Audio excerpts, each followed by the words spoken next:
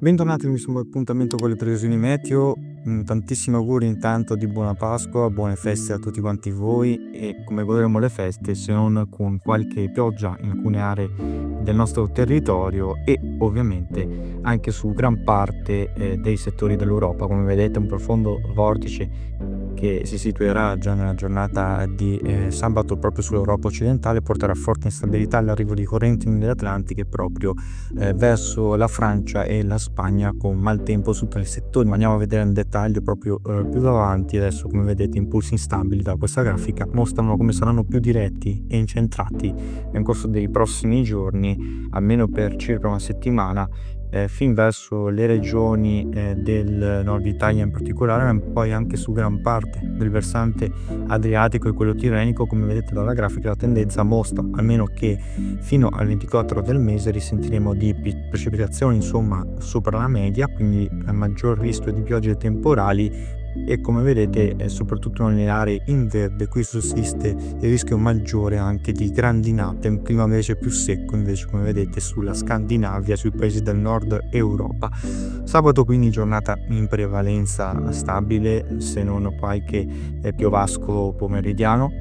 lungo il comparto appenninico centrale e poi soprattutto al nord-ovest entro la serata, quindi sul Piemonte occidentale e su parte della Liguria per l'affondo di questa perturbazione. Poi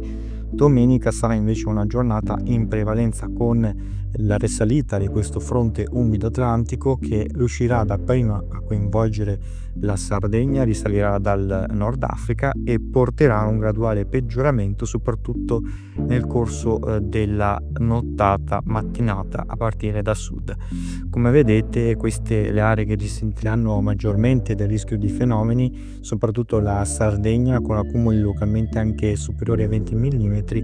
e come vedete in generale un po' tutto quanto il Toscana, poi sulla Liguria in particolare, sempre sul Piemonte e sull'Alta Lombardia. Qualche piovasco risentirà soprattutto nella serata, come vedete anche sulle aree in blu comunque molto meno colpite con deboli precipitazioni. Giornata invece lunedì, la Pasquetta, risentiremo invece del rischio di qualche precipitazione soprattutto sull'Appennino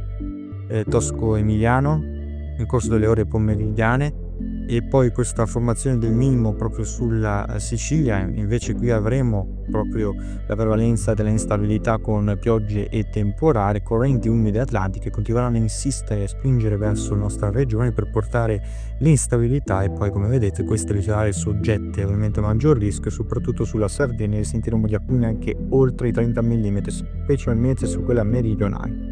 La giornata di martedì poi come vedete mostra un ulteriore peggioramento per la discesa di correnti settentrionali un po' più fresche che implicheranno poi la nascita di un temporaneo minimo depressionario sul Mar Ligure con nuovi temporali pomeridiani e quindi attenzione al rischio di grandinate soprattutto sulle Alpi, le Prealpi e in questo caso maggiormente colpite soprattutto il nord-est come il Veneto e il Friuli. Questi gli aggiornamenti e vi consiglio di non perdere i prossimi per ulteriori analisi. Intanto buone feste e buona Pasqua a tutti quanti voi.